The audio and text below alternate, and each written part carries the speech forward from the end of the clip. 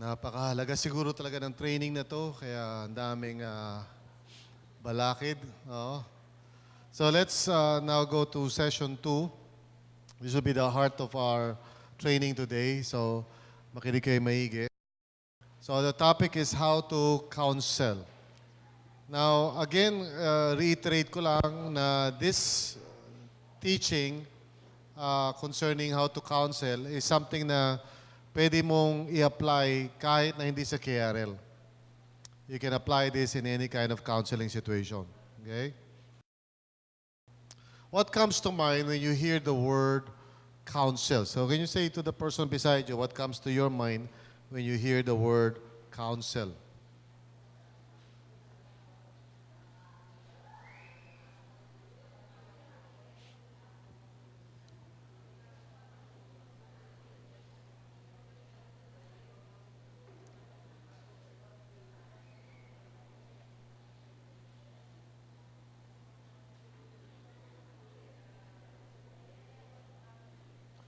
So I want to hear some of your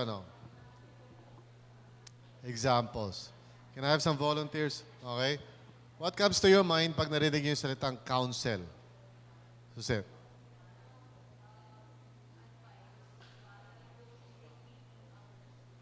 Okay, advice, equipping a person. Okay, good. Anything else? Sa mga Thunders. Ano naiisip niyo pag sinabing counsel? Tere. Wisdom. Okay. That's good. Dito? Marie. Marie.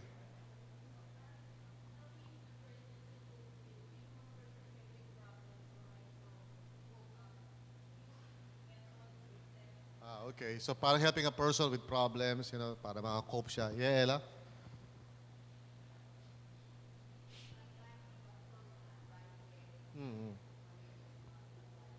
All right.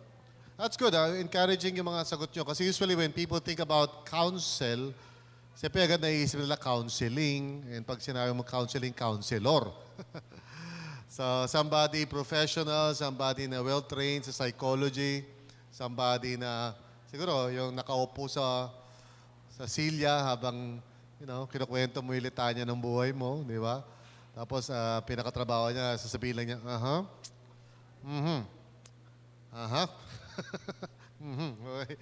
Pero yung answer nyo, for me, I think it's right on the dot. Ibig sabihin, nakikita nyo na counseling is something that can be done by most of us, di ba? It's a ministry na we should all get involved in, na tayo dapat ay nagka-counselor. Of course, the Holy Spirit is the counselor. Siya yung counselor. And si Lord talaga yung pinaka-counsel natin. Siya nagko-comfort sa atin. But He can use any one of us. Now, the reason bakit ko tinatanong niyan, because in some places or in some churches, minsan hindi nila na-imagine na, gagamitin sila ni Lord sa area ng counseling. No? In fact, there are some churches who think na parang mali pa nga yun if you're going to do counseling para sa isang tao kasi baka nga makasama ka pa daw, kailangan ng training talaga yan. No? Now, for sure, may mga problema siguro na kailangan mo i-refer sa medyo mas talagang dalubhasa na sa counseling. No? Yung mga nag-aaral ng psychology o yung mga naging psychopath. Let's look at Romans 15:14. And here we will see na the idea of helping one another is part of our calling as the body of Christ. Sabi dyan sa Romans 15, verse 14, I myself am convinced, si Apostle Paul ito, my brothers and sisters, that you yourselves are full of goodness, filled with knowledge, and competent to instruct one another. Okay? Now, the idea here is that tayo po ay binigyan ni Lord ng iba't ibang klase mga gifts, and in some way, each of us can be used of God to help each other. No? So, maganda ito na ma-claim natin ito sa church na pwede tayo magkatulungan. Again, it doesn't mean na huwag ka magpa-train, okay na yun, where you are right now spiritually. Ibig sabihin lang nito na kahit na bata ka pa sa Panginoon, you can actually help somebody in some way. Pero maganda rin siyempre mag-pursue ng equipping para mas lalo tayong makatulong sa ibang tao. Amen po ba? Ha? So, I do hope and pray na kapag may opportunity kayo for you to be equipped, i-grab nyo to. No? Lalo-lalo na sa online ministry, which I'm offering, those of you who are interested in that. Para, siyempre, kailangan ng greater motivation yun, for sure. Naintindihan ko naman yan. And not all of us are self-motivated. Iba kasi ang online learning, kailangan may sarili kang motivation. No? Kaya usually karamihan sa atin, mas generally true to na hindi tayo matututo hanggang walang structure na parang napipilitan ka. Kailangan pilitin ka para matuto ka. Yan ang problema natin eh. We grew up in a culture like that. Di ba? Simula kindergarten, hanggang mag-graduate ka, kailangan pilitin kang gumising, maligo, pumasok, maupo sa isang upuan, huwag gagalaw hanggang matapos yung klase. And that's how most of us learn.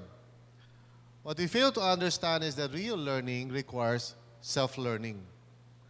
Sabi yung sarili mo, minomotivate mo. So ang prayer ko sana sa inyo, na huwag kayong umasa lang o maghintay lang na may seminar, ganyan. That when you hear about, pag nakarinig kayo ng mga promotions natin na, Pastor Bong is offering this kind of learning online, you grab it, di ba? Kasi you will learn a lot. Okay? So, alam ko hindi lahat kayo agree sa akin. Iba sa inyo parang, Pastor, move on.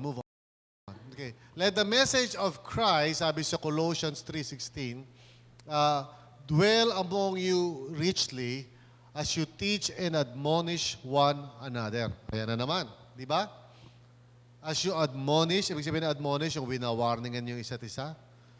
And then you teach one another. So ano daw ang basehan yan? Let the message of Christ dwell among you richly. Ibig sabihin nito, yung gospel has become so integrated sa life mo, no? Na masasabi natin na yung mindset mo ngayon ay gospel-oriented. Yan ibig sabihin nun. In other words, you are gospel fluent. Ano yung may gospel fluent? No? Kasi fluent naman tayo sa lingwahe natin, di ba? Hopefully. Sino sa inyo fluent sa Tagalog? Okay, dalawa. Praise the Lord. May dalawa tayong fluent sa Tagalog. Okay? Tingnan ko nga. Fluent sa English. Fluent sa Taglish. Ayan. Fluent sa Bisaya. Bisaya. Okay, ano ba rito? Okay. Now, pag fluent ka, ibig sabihin, you can always use that particular language para makipag-communicate sa mga tao. Pag sinabi natin gospel fluent ka, ibig sabihin kahit anong aspekto ng life yan, na-apply mo yung gospel dyan. Okay? At naiintindihan mo kung ano kinalaman ng gospel doon sa issue na yun. You always go back to it, in other words. In fact, lahat naman ng pag-aaral sa theology, ganyan-ganyan, ano na lang yan parang implications na lang yan ng gospel O sabihin natin, parang hinihimay-himay mo na lang. Pero ang basehan talaga niyan is gospel. Okay? So, full understanding of the gospel enables you to teach other people. So, kung di mo naintindihan yung gospel, you would not recognize right or wrong. Hindi mo alam kung isang bagay tama o mali. No? Sige ka lang ng sige kasi hindi ka gospel fluent. So, 2 Timothy 4:2 naman, sabi, preach the word, be prepared in season and out of season. So, may mga pagkakataon na maybe tamang-tama lang na kailangan sabihin mo isang bagay. But maybe may mga sitwasyon na parang feeling ng mga kausap mo hindi tama yung time na yun. But you must be ready. No? You must be ready always to correct, rebuke, and encourage with great patience and careful instruction. Na paano mangyayari yan? Unless, of course, na ma-equip tayo. So, kailangan marunong tayo mag-instruct ng mga tao, magturo ng mga tao. And those of you na mayroong mga skills, like for example, cooking. Sino po sa inyo marunong magluto? Yan, praise God, di ba? Patikim naman, mamisa-misa ng mga niluluto nyo. Pero, yung kagalingan mo magluto, bale wala kung di mo maipapasa. No? Pag sinabi ko sa iyo, pakituruan mo nga ako paano niluluto yan. Tapos sasagot mo sa akin, basta. Itapon mo lang lahat ng ingredients dyan, tapos alugin mo yan. Yan na yun. Of course, there are many people na may skill, pero hindi nila may pasa sa ibang tao. There are many people na may knowledge, kaya lang sila lang inakikinabang.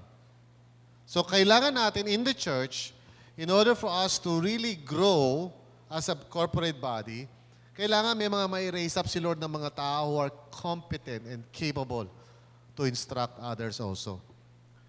So I hope and pray na yun ang naisin nyo sa buhay ninyo because that is really beneficial in the body. Amen?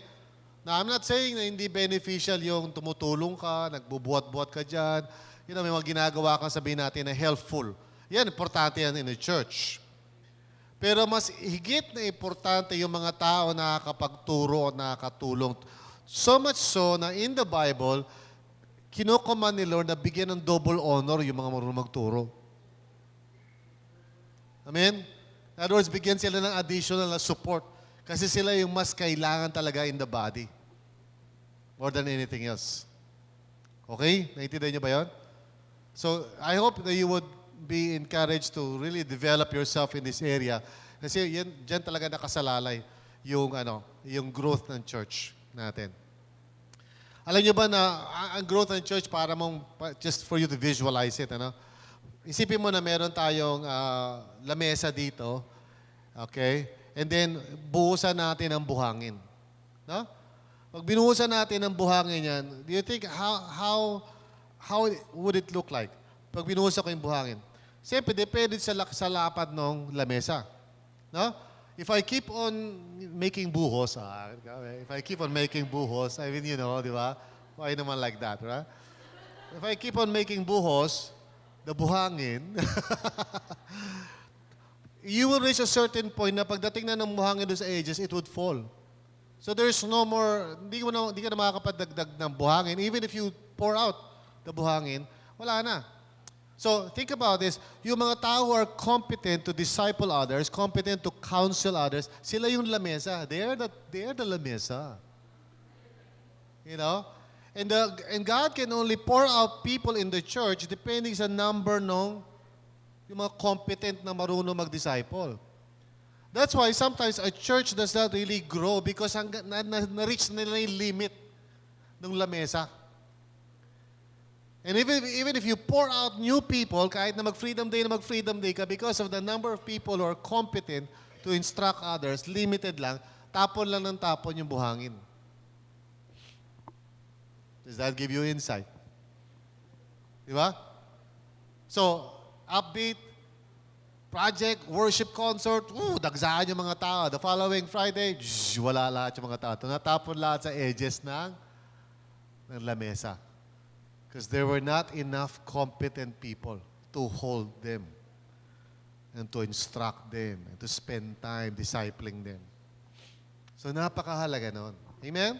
So, even here in the church, and I'm not talking about somebody like me na nagpipreach. I'm talking about yung people na nag-spend ng time, na mag-encourage with great patience and careful instruction, yung nagtuturo sa mga tao na ganyan. Doon nakasalala yan. Okay? So I know for a fact na kahit anong gawin natin strategy sa church, we would not grow for as long as wala tayong enough competent disciple makers. Amen. Okay. So, ultimately, ang goal ng Panginoon is not a church where you have only one person in front doing the talking. Hindi yan ang vision ng Panginoon for the body of Christ. Ang vision ng Panginoon for the church is for all of us doing the one another's to each other. No? So in other words, ang pangarap ng Panginoon for the body, for the church, is that yung mga membro are competent enough, skillful enough to actually help each other sa kanilang mga problema, sa mga struggles nila in life, without necessarily calling upon the pastor lagi to intervene. Ang role talaga ng pastor is to equip, to train people, para they themselves ngayon would be competent to instruct others also. Ganun ang vision ng church dapat. Amen? Okay. So, si Pastor Greg has sent Sister Marie, di ba, dito, di ba, to be equipped. So hopefully, si Marie, as she gets equipped and trained, when she goes back, di ba, sa God's miracles, she will be able to train others also. 2 or 3 people. And so, matutulungan nila si Pastor Greg sa church. Pero kung si Pastor Greg lang, siya lang mag-isa, he can only do so much. Di ba? Kasi pare-pareho lang naman tayo may mga pamilya eh. Amen? So, alam mo naman, siguro na-experience nyo na yung spending time with a person na may problema takes a long time. Di ba? So, kung iaasa nyo sa akin yan, 250 people, lahat yan, isa-isa kong uupuan niya kung ano mga problema nila sa buhay, eh mapapaaga ako sa Memorial Park niyan. Okay, iiwan ako ni PG, pagpapalit ako sa iba, no? Ewan ko lang, may makita pa siyang iba niyan, pero... Okay, let's go back to the seminar. Okay, so dalawang konteksto ng pagtulong natin in this aspect of counseling people, helping people. By the way, counseling is the first level niyan of helping people by counseling them.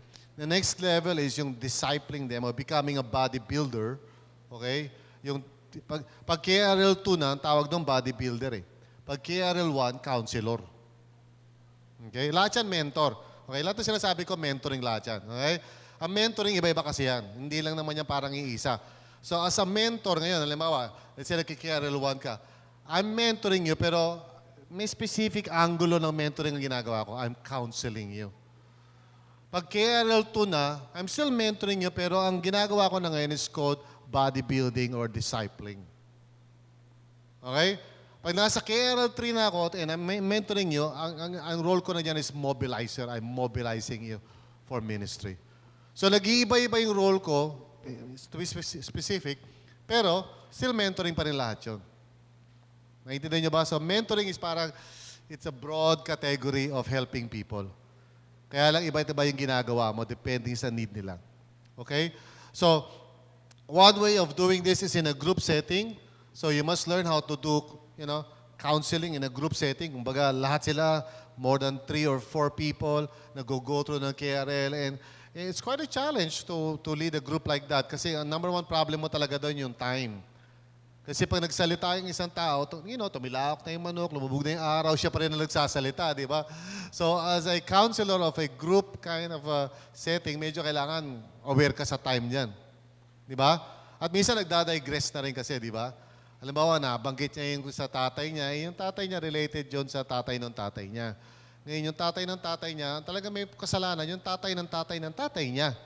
And before you know it, sa Magellan na yung pinag-uusapan nyo. Di ba? So, oops, sandali lang, time out. Kailangan may traffic ng konti yun, di ba? Otherwise, pag hindi, alam nyo, ang counselor hindi pwede nakatunga nga lang. When you're leading a health group, hindi pwedeng, ganun ba? Praise God. So, haba na nung sasalita, di ba? Hindi. Tapos yung mga tao nakatingin sa'yo kasi leader ka, di ba? Tapos hindi ka nagsasalita. Gano'n ka lang, nakikinig ka. Very high, tagal-tagal na, di ba? So yung mga membro mo, tulog na lahat, yung iba naglalaway na gano'n. Kasi ang tagal eh. So you need to be aware when you're doing a health group kind of counseling, no? But it's possible, we've done it, we've seen it, no? And it's very helpful. So maganda yung parang inaano mo eh. Kung sakali isa, dalawa lang, next time na yung susunod. Susunod na meeting. Hindi naman kailangan tapusin mo lahat yung kung 5 sila, 6. Lahat sila recall the past so far. Abuti kayo ng alas 10 ng gabi dyan. Magagalit ang mga asawa, Ano ba klaseng church siya? Ganun ang nangyari dyan. Okay? So, timing niya, pace niya. Now, another one which is, again, a lot easier is yung one-on-one. When you're just talking with a person, no? Sa issues niya, then you can really focus on that. Okay? But both of these venues are possible. Gaya na sinabi ko nga kanina, ang intention natin is for a person to get involved in a life group. Now, when you're leading a life group, you would notice sometimes na yung isa o dalawang membro mo parang merong hindrance in trying to open up, no, sa grupo o kaya lagi siyang parang late. In other words, hindi niya ma-fulfill yung commitment ng relationship. That is a signal for you na maybe this person needs to go through KRL. Okay? And by the way, siyempre, bagamat sinasabi natin na ang KRL dapat kasama sa life group yan, hindi rin naman natin maipilit yan because there are others talaga who may not want to go through KRL. No? Pag ganun sitwasyon, you need to be wise ko na magiging decision doon. No? Sometimes you may just allow that person to just continue being in the group hanggang matapos yung cycle kasi dito, Marie, 6 months ang cycle ng ano rito, ng grupo. 5 months actually, ang grupo dito sa RLCC. So, just let the person be there in the group, no, hanggang matapos yun. But then maybe the next cycle, pag mag-enroll na siya, you will have to talk to that person one-on-one. At sabihin mo sa kanya, siguro, sister, maybe this may not yet be the time for you to join a life group. No? Kasi baka kailangan i-workout mo muna yan. Kasi ganito, kasi ganyan. Okay? So you explain it. Di ba? Let me now give you the acrostic for counsel.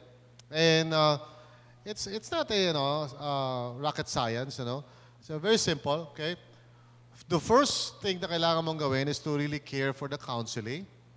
That's the first step, and we'll talk more about that. Care for the counseling, or the counselors kung grupo yan. Tapos pangalawa, you open in prayer to the Holy Spirit. Okay? And that's, very important. Hindi lang yan parang perfunctory na ginagawa mo lang as a polite thing to do. You really need the Holy Spirit, Kasi He's the counselor. Tapos, use active listening techniques. Kasi you are really more of a listener talaga dito. Bagamat it doesn't mean na parang passive ka. You're an active listener. So I'll tell you how to do that. Tapos you neutralize distractions because when a person is, sharing, there could be different kinds of distractions, na pwede makahinder. And then you speak the truth in love. Okay, speak the truth in love. And then very important is that you encourage humility on the counseling, on the part of the counseling. Kasi this is where ito yung make or break ng counseling yung response. No? Pagkatapos yung huli, you let go and you let God. Now, usually, mga people helpers, may problema yan, kadalasan. Because we get so attached. Lalo na if you're the kind of person na matulungin, parang you invest a lot on a person and minsan dala-dala mo yung problema nila pagdating mo sa bahay. No? O kaya parang you take it upon yourself yung responsibility talaga to help him. You must understand yung boundaries. There's a certain, there's something na kailangan mong gawin para sa kanya, but then there's a certain boundary na kanya na yung responsibility niya na yun. And you cannot always carry it with you. Mayroong mga tao, hirap sila. They become codependent. Okay? So we'll talk more about that. So yan yung kwan. Alright? So try to say it to each other without, looking at your notes. Just go through the whole counsel without looking at your notes. Sige, just turn around to the person. Nandiyan lang yan. So pwede kayo tumingin pag talagang nanginginig na kayo, nangingitim na kayo, hindi nyo maalala yung susunod na letter. You can look.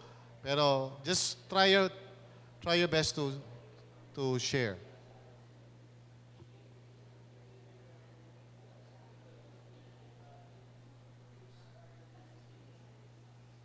Si Presi walang kausap po. Sama kami si Presi.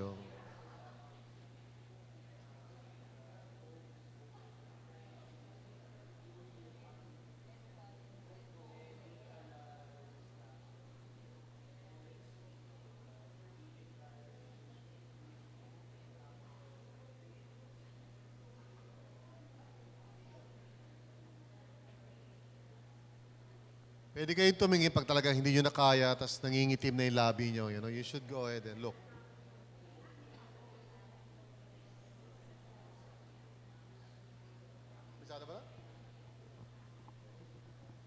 Okay, good. So let's just talk about it very quickly now. First, you need to really care for the counseling. Now, this is something that this is a step even before you actually meet the person, At ang ang katibayan talaga nito is what we call full attention. Now, unfortunately, for some people, this is quite a challenge. Lalo na yung mga tao who might be, what do you call this? Parang may attention deficit disorder, or something. Di ba? Yung habang nakikipag-usap, parang madali kang ma-distract minsan, Di ba? Minsan mayroong naglakad, o meron ka nais. Okay, nakatingin ka doon sa tao, pero actually, glassy eyes ka na, di ba? This requires a certain kind of effort on your part. But it shows talaga that you really care for a person when you look at that person's eyes and you just pay attention sa kanya, full attention. And of course, this is something talaga internal, Kasi isa sa mga problema talaga sa counseling is kapag naiinis ka na. Amen? And that's why sa James chapter 1, sinasabi doon that we need to be quick to listen, slow to speak, and slow to become angry. And then ang dahilan doon is because man's anger does not bring about God's righteousness. You know? So, ibig sabihin nito, minsan tayo, when we're trying to help somebody, lalo-lalo na pag makulit, hindi nakikinig, sometimes, siyempre, naiinis ka na, naiirita ka na. Parang gusto mo na siyang buhusan ng tubig talaga ng mainit, di ba? You know, o kaya parang gusto mo na siya i-dismiss.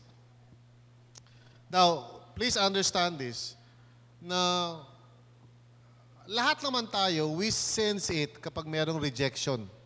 Kapag merong feeling of rejection, we sense it on the other person. Unspoken yan. Pag may kausap kang isang tao, nadidiscern mo agad kung interesado siya sa'yo o hindi. Na? And usually, you know, pag may kausap ka na hindi interesado sa'yo, you can test it by saying something out of the blue na talagang, tingnan mo kung magre-react siya. No? Ibag sinabi mo sa kanya na, kamukha ko nga si Tom Cruise eh, saka, you know, tapos wala siya react. Ganun. Alam mo, hindi siya nakikinig eh, di ba? Talaga, hindi siya nagpe-pay attention sa'yo eh, no? So, one of the things that is so hurtful, is when a person is talking to you and then it says since na you are not really giving that person your fullest attention. Isa yun sa pinaka-hurtful sa lahat. For you, for me, lahat tayo. If I'm talking with you and sa kalagitnaan ng salita ko, you walk away, that's hurtful. Ang hirap nun, iproseso. Huh? That's why when somebody's talking to you, your children, your husband, put down whatever it is na ginagawa mo, just sit down. Let the person finish kung ano yung sinasabi niya talaga. Amen ba? So as a counselor, this is the first step na kailangan ma-develop sa'yo.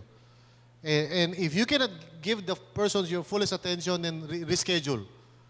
Reschedule mo yung meeting. Kung marami kang inintindi, let's say marami kang kailangan lutuin, o meron kang ano, then sabi mo, saka tayo mag-usap.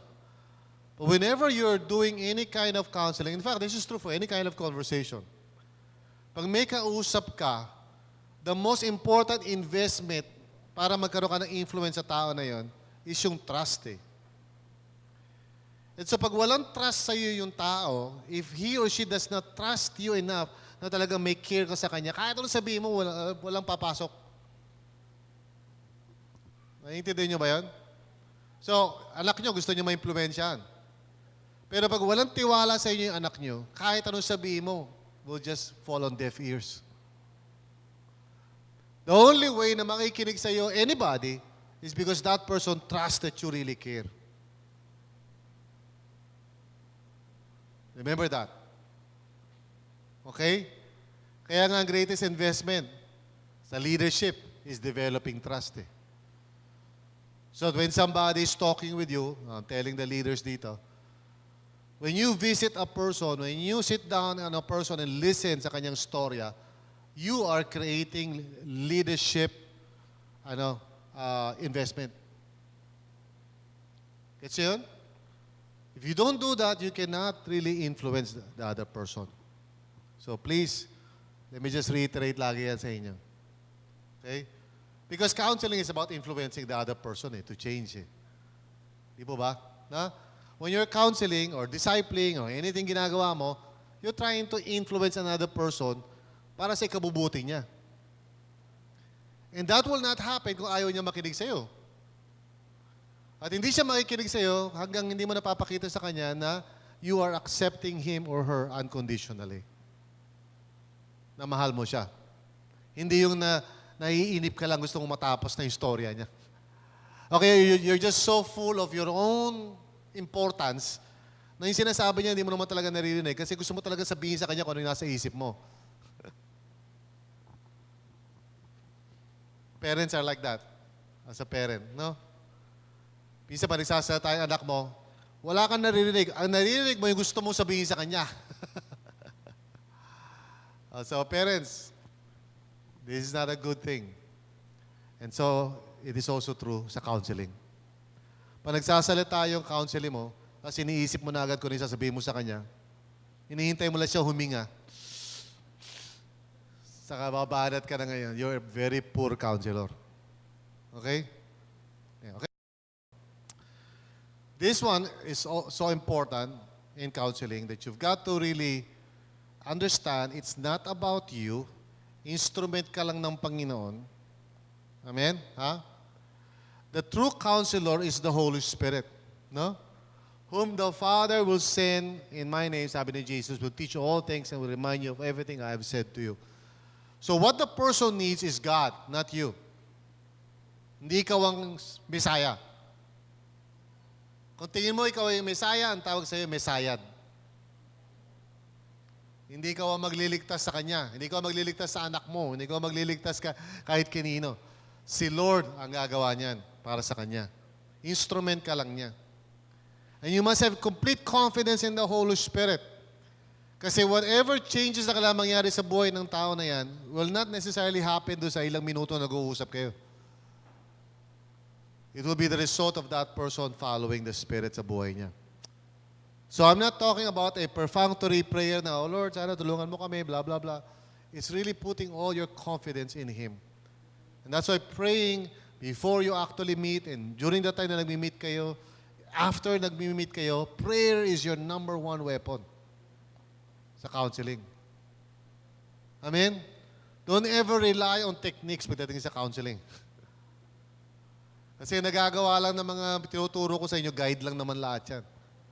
So, how many of you, those of you na siguro nagtatry na mag-mentor ng iba, how many of you have experienced minsan na meron kayong mga mini-mentor na parang ang kukulit talaga? No? Yung parang, kung allowed lang sana, yung kung wala lang sana command na thou shall not kill, parang iniisip mo na gano'n. Yun na. Ang kulit, di ba? Now, what do you do pag gano'n? When the person is really makulit, ililipat ko na sa ibang mentor. Pag medyo makulit, how do you respond to that? I think, gusto ko lang i-remind kayo that if you want that person to change, kailangan bombahin mo ng prayer yan. Okay? So kung may mga mini-mentoran kayo right now na parang pasaway, use prayer. Just pray for that person. Intercede for that person. Now, maybe, practically speaking, may mga times na kailangan itigil mo na muna yung counseling. Pero you don't stop praying. Amen?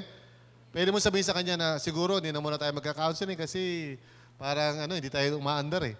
Di makikipag-meet ako sa'yo next Tuesday, sasabihin mo, next Tuesday na lang. Pagdating ng Tuesday niya, sabihin mo, next Tuesday na lang. Nakakalimampung Tuesday na tayo, di ba tayo nagkikita? So siguro, I think we need to stop this muna. So that's something wise to do. Pero you never stop praying. Amen? You can stop the actual counseling kung hindi na practical, but you must not stop praying for the person. Okay? Here's the thing that I really want you to understand. Yung tinatawag na active listening techniques. Now, what does it mean to really listen? Well, it doesn't mean na parang nakikinig ka lang sa sound. Meron ka talagang ginagawa dito. You need to be active. So first, you need to sincerely probe. Yung talagang parang nag-iimbestiga ka. Seek to understand. Okay? What does this person mean by what he said? In other words, pay attention doon sa sinasabi niya saka yung hindi niya sinasabi. Pay attention doon sa mukha niya, sa tone of voice niya. Sometimes when we are not focusing enough, nami-miss natin yung mga clues na yun na pinapakita sa atin ng isang tao. Kasi pag sinabi ng isang tao, okay ako, depende kung anong itsura niya pag sinabi niya, okay lang ako di ba? Pag sinabi niya, okay lang ako, no, may clue yun, di ba? Hindi, okay lang ako. Hindi, wala naman akong problema Di ba? So may clue, di ba? Iba yung wala akong problema, okay lang ako. Iba yun, di ba? Pag sinabi ng isang tao, okay lang ako. Wala akong problema. You know, that's a clue. Okay? And that's why you need to seek to understand more than just the words. And this is something na I hope maging insight ninyo. Whenever there's any kind of problem sa relationships, okay, o sa kinikilos ng isang tao o sinasabi ng isang tao, don't just focus on the words or the actions. Don't get so entangled with that. May sinabi siyang masakit. So, sa mga sama ng loob mo, bakit may sinabi siyang masakit? No, don't focus on that. Understand, lahat ng sinasabi ng isang tao may pinanggagalingan. Okay? Pag meron kinikilos ang isang taong pangit, huwag ka masyadong ma-obsess doon. Alam mo, mali yung ginawa niya eh. Mali ka dyan eh. That's not the way to solve any relational problem. Focus on sa tingin mo why ginawa niya yon and try to understand. Hindi lahat ng bagay, ay ibig sabihin, ay parang yun lang. Kaya nga, for example, pag may nag-commit ng adultery, sa counseling, marriage counseling, nag-commit ng adultery, it's not just about the adultery. So, ang counseling technique dyan, hindi yung parang, kailan mo ginawa yan? Saan mo ginawa? Sino yan? Bad ka talaga. Hindi. Bakit? Ba't umabot dun? Ano yung nangyari? What went before the sin? It's not the sin itself, but the reasons behind the sin. That's how you counsel. Okay? You try to understand. You use open-ended questions. Ano ibig sabihin ng open-ended questions? Questions that allows the person to talk some more. Yun ang open-ended. Hindi yung yes or no. Tao ka ba? Opo. Kumakain ka ba? Opo. Gusto mo pakamatay? Hindi po. Wala pupuntahan yung conversation. Dapat ang tanong mo should be open-ended. Bakit mo naisip yun? Ano ang nasa mind mo nung nangyayari yan? So you ask open-ended questions para the person can talk more. No? Don't use loaded and leading questions. Loaded, parang, sa tingin mo ba, hindi natin dapat sinusunod si Lord? Loaded question. Siyempre, alam sabihin niya, hindi. Huwag natin sundin si Lord. Nililid mo na yung question mo is already, isa lang ang sagot dun eh. Di ba? So don't ask questions na parang matitigil yung conversation. Always ask questions that explore and open up. Kasi the more na nagsasalita yung tao, the more that you understand. Okay? Secondly, you need to reflect back. Now, this is a skill na not all of us siguro are used to doing, pero you should try this whenever you're at home. Restate in your own words kung rin narinig mo. In other words, sasabihin mo, if I understand you correctly, ito yung sinabi mo kanina, tell me kung tama ako. So you said ganito. Para the other person can confirm na, well, yes, sinabi ko nga yun. Or, actually, hindi yun ang ibig ko sabihin. So can you restate it again para maintindihan ko? Tapos pagkatapos siya sabihin, okay, let me see kung naintindihan ko. Ito yung sabi mo. You reflect it back. So most of the time, kaya nagkakaroon ng miscommunication sa kahit anong relationship, we assume na narinig natin yung sinasabi and we go ahead and respond to that. Hindi pa tayo sigurado na yun ang sinabi niya o yun ang kanyang ibig sabihin. That's why we always have to ask, ito ba yung sinabi mo? O ito ba yung ibig mo sabihin nung sinabi mo yun? Do I understand you correctly? You know? You reflect it back. You state in the positive. And don't make fun. Ang ibig mo sabihin, ha? Ganon. Ha? O di, sige. Parang si Michael V, di ba? Pag diretso ho ba tayo? Hindi, lumiko tayo. Ibangga mo. Don't make fun of the person. Minsan sarcastic di ba? Let the person confirm kung tama yung pagkaintindi mo. Ask that person, ito ba yung ibig mo sabihin? Now, this takes a lot of humility. Okay? Kasi pag may kausap ka, gusto mo talaga matapos na yung sinasabi niya, gusto mo mabara na siya para masabi mo ng point mo eh. And it takes a lot of humility to say to the person, ito ba ang ibig mo sabihin? Kasi, lalo na kapag yung tao, minsan parang, di ba, parang ikaw yung inaatake. No? Parang ang hirap sabihin na, ibig mo sabihin ba, wala akong kwentang tao. So, ang hirap sabihin di ba? Kasi sa isip mo parang, sobra ka. But you've got to say that in order to understand. Okay? Andiyan ba kayo? Are you there? So this goes beyond KRL 1. This is really about counseling na talaga. So observe mo. Observe the gestures, the tone of voice, the facial expressions ng tao. Okay? Wow, wala si John, sayang. Observe mo yung kilos, if that person is fidgeting, yung hindi mapakali, gumaganon-ganon yung paa, take notice of that. Napapansin ko na parang gumaganon-ganon yung paa mo. Natitense ka ba? So if you don't pay attention sa mga detalye na yun, you'll miss out on the communication. Kasi ang communication is only a small percent of words. Small percent lang ang words of communication. Okay? About 80% non-verbal. Tone of voice, facial expression, all of those things. Gestures. Okay? So you need and then you need to focus. You look into the eyes, show true interest, don't interrupt or stand up. Yan yung sinabi ko sa inyo, when a person is sharing his heart, the last thing you want to do is walk away from that person or stand up in the middle ng kanyang sentence. Grabe yung impact nun. Alright? It's like if I'm talking, let's say I'm talking to you,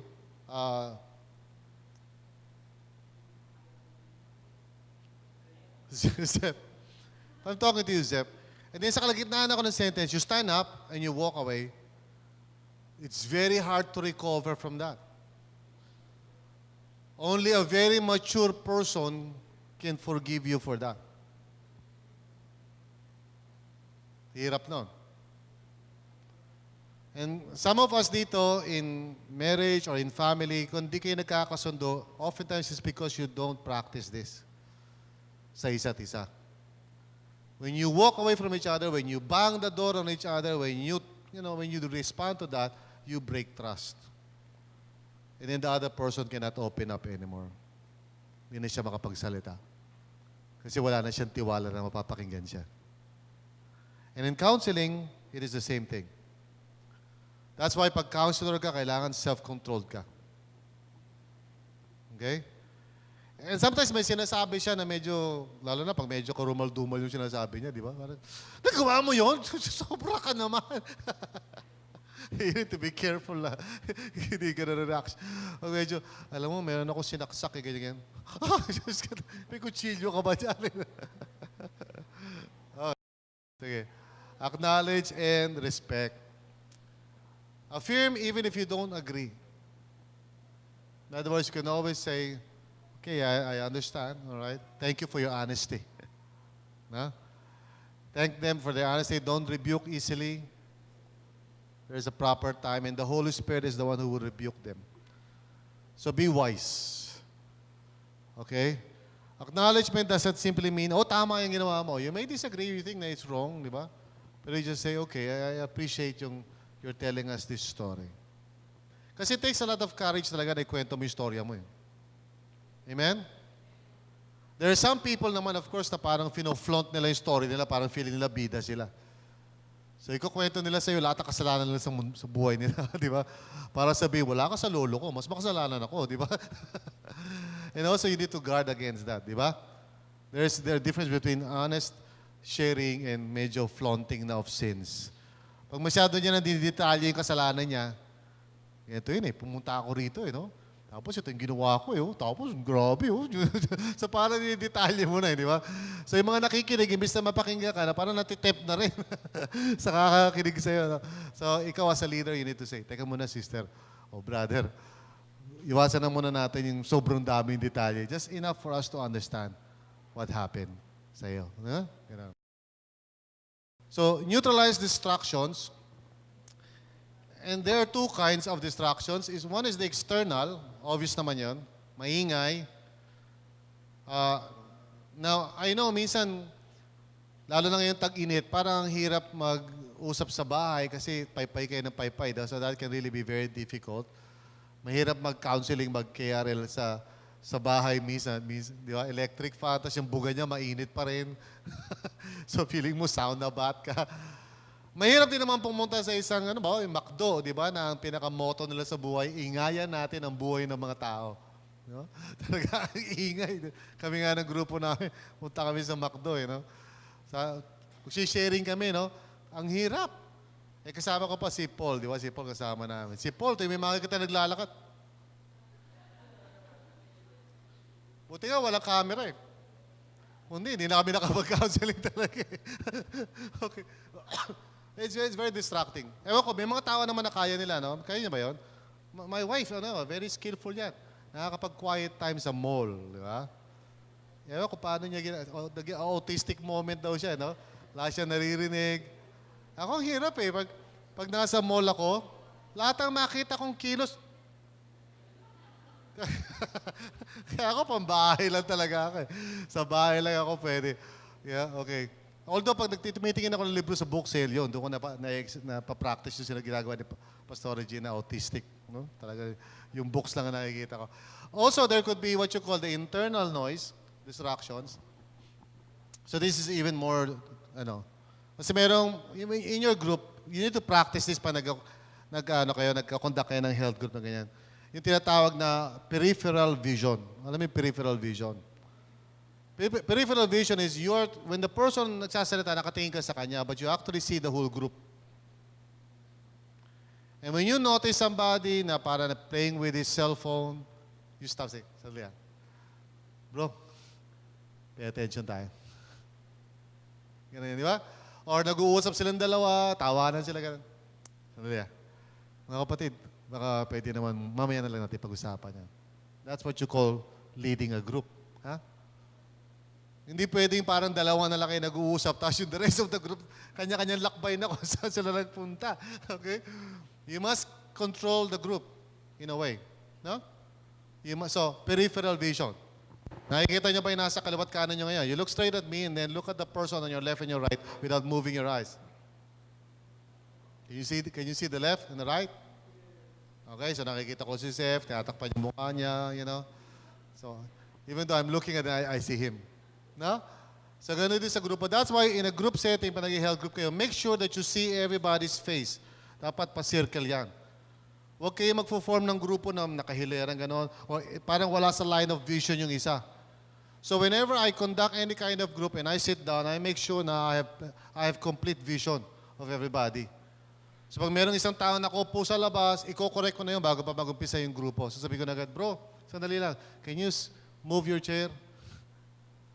Sister, medyo nakalabas kayo, pasok ka lang dito. The reason is kailangan may peripheral vision ka ng lahat. You must be able to see everyone. Okay? By the way, yun, ang point ko doon sa internal is sometimes you need to notice kung merong isang tao na parang hindi nagpe-pay attention. Or somebody is parang looking at you with glassy eyes. Nakakita ka na isang tao na parang salamin yung mata, di ba? No? Nakatingin sa'yo pero actually hindi ka niya nakikita. No, may mga iniisip siya. No? Malayo kanyang tingin. Yan. Di ba? Siguro naiisip niya, sasagutin ko na ba siya o hindi? Yun, nasa isip niya gano'n. So, medyo, ha? Okay. Speak the truth in love. Very important na when you are counseling a person, kailangan masabi mo sa kanya kung ano man yung truth na kailangan niya marinig. Now, this is harder for people na parang ayaw mo kasi na magalit yung tao sa'yo. So some of us dito medyo may KRL issue dyan. So nakikita mo na, glaring na may problema, ayaw mo sabihin kasi baka mamaya isipin niya, nangingilam ako, baka mamaya isipin niya, ganito, baka mamaya isipin niya. Puro ganun nasa isip mo. So you never say anything. So mangyayari doon, you're not going to help a person. Okay? Remember, speak the truth, in love. Kasi kung magsalita, parang nananaga ng leg eh. Hindi speaking the truth in love. Minsan, some people are very harsh with their words. Learn to control yourself. So, na pag may sasabihin ka, say it in a way that is positive, na nakakatulong talaga. And that's why kailangan checkin mo yung heart mo pag medyo naiinis ka na. The reason bakit minsan nagpapakawala ka ng masasakit na salita kasi naiinis ka. Okay? Pag naiinis ka, gusto mong manakit using words. And words are more painful. Mas matindi makasakit ang words kaysa sa physical. Kasi pag sinampal mo yung isang tao, ano lang yan, marka lang yan, mawawala rin naman yan. Pero pag sinaktan mo isang tao with your words, taon ang binibilang yan. Hindi makarecover ang isang tao. Okay? So those of you na meron kayong gift of flowery words, lalo na pag naiinis kayo, you should develop self-control dyan, ha, mga nanay. Ha?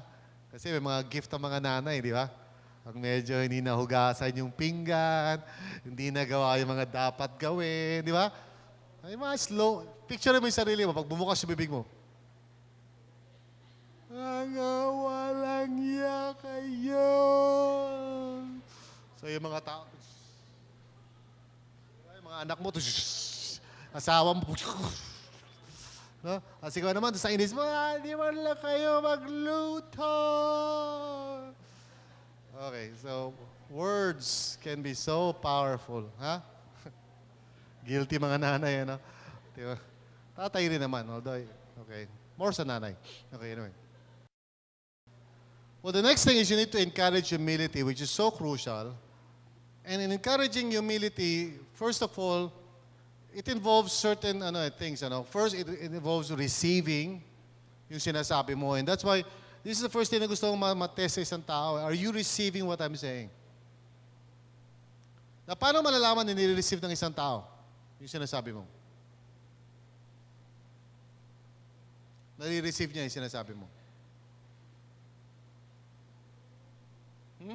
Meron ka pinapayo, may sinasabi ka, you're sharing God's word. How do you know nare-receive niya?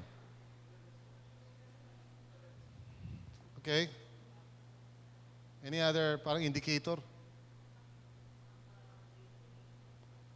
Could be external. Mga ganun siya. Di ba? Or, at least yung sinasabi niya verbally, tama yun. I understand what you're saying. And how do you know pag hindi nagre-receive? Inaalis yung mata. Alam mo, hindi nire-receive, di ba? And that's why you cannot continue ng basta-basta. You have to check. And you have to say, are you receiving this? Di ba? Kasi kung di niya nire-receive, problema. Because the next thing is di siya magre-repent. Kasi kung nare-receive niya, that person would repent and would say, tama talaga yung sinasabi mo. And I've counseled many people, young and old, and oftentimes makikita ko na, papasok dito, lalabas na because they have not received and they have not repented. There's no humility. The third is there's a response when they actually do something. No? So this is the hardest part ng counseling kasi when you tell a person, alam mo, ito suggestion ko sa'yo. Hindi nyo pa magkakahiwalay na kayo, yun yung problema doon, di ba? Kasi pag nagkahiwalay na kayo, hindi niya actionan yun. That's why you have to hold that person accountable. That's why you have to say, next week makikita tayo, tell me what happened. Ganun dapat. Hindi yung, kasi dapat ganito, dapat ganyan. Agree ka ba? Opo. Kasi ganyan dapat eh. Oh, tama? Opo. Okay, sige ha. So praise God. Gawin na tayo. Walang mangyayari doon. Nag-agree lang eh. Walang repentance. Okay? And then finally, you let go and you let God. In other words, you trust God to heal. You trust God to bring the change na kailangan gawin sa tao. Don't take it upon yourself na kailangan baguhin ng isang tao. You cannot.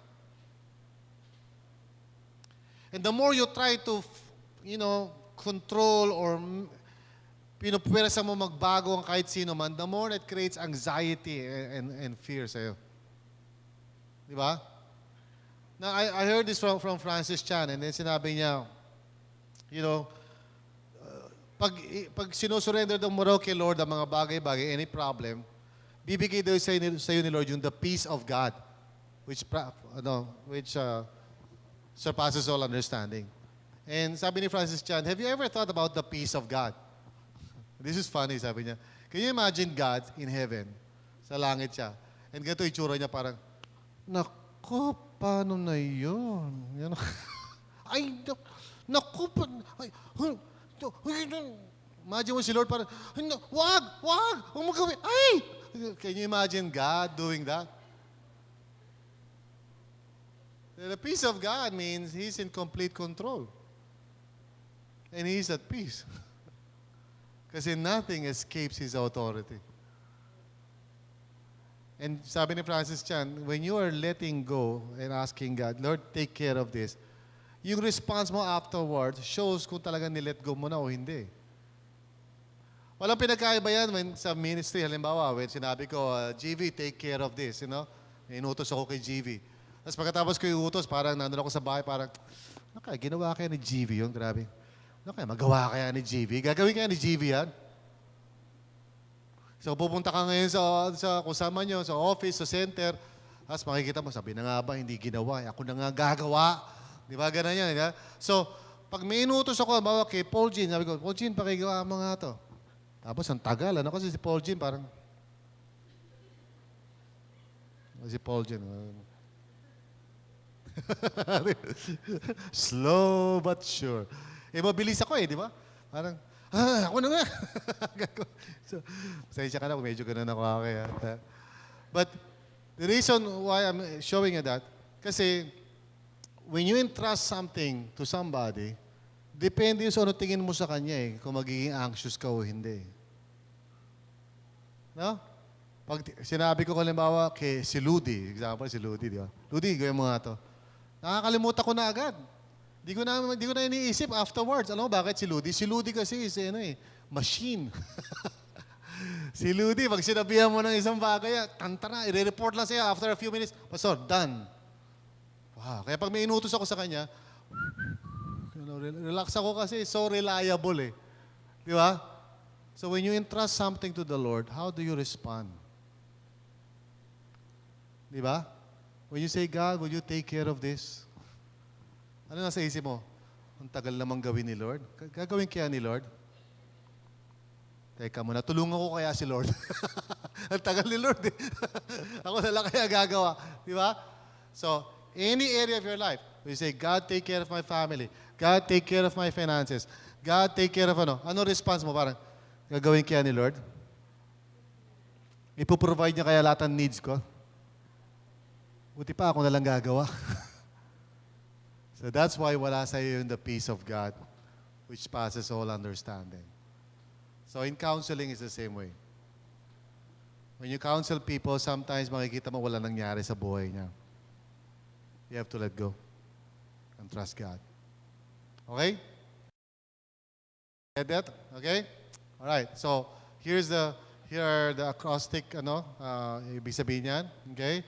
Care for the counseling, open in prayer, use active listening techniques, neutralize distractions, speak the truth in love, encourage humility, and then let go and let God. Try to recite that once again, doon sa katabi mo, without looking at the projector. Recite mo nga. Isa-isa kayo. Yung isa muna, tapos isa. Palitan.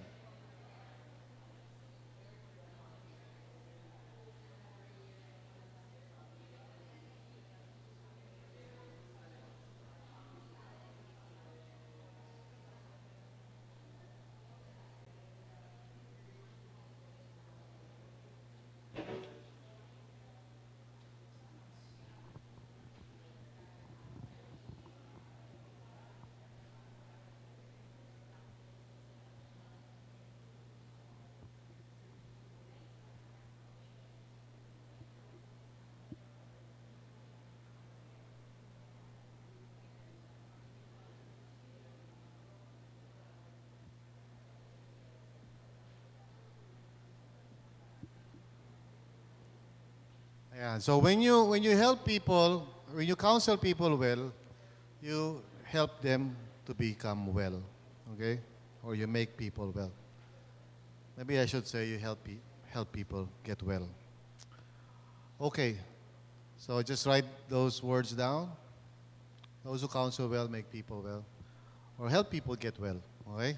Maybe that's a more appropriate phrase. Ayan. We will be practicing, okay, this kind of approach. Natin to. So what we're going to do is, we are going to form into groups of 3, tagtatatlo. And what I want you to do is, facilitate one of the KRL1, REDEM, okay? Huwag masyado mahaba, hindi naman yung full, Just facilitate. So, tatlo kayo. Yung isa would be the counselor, yung isa the counselee, tapos yung pangatlo, observer. Observer yung pangatlo. Ha? So, magka-counseling, counselor, merong counselee, tapos may observer. Okay? Sasabihin niya kung saan ka medyo parang nawala. Alright? So, go through the whole, pero shortcut ng konti, huwag naman masyadong mahaba. And then change roles. Change roles. Siguro bigyan nyo ng mga tag 4 or 5 minutes bawat isa. And then change roles. Okay? So you don't have to go through the whole thing. Just the initial lang, okay? As far as you can go. Okay? Sige po. Just practice lang po tayo.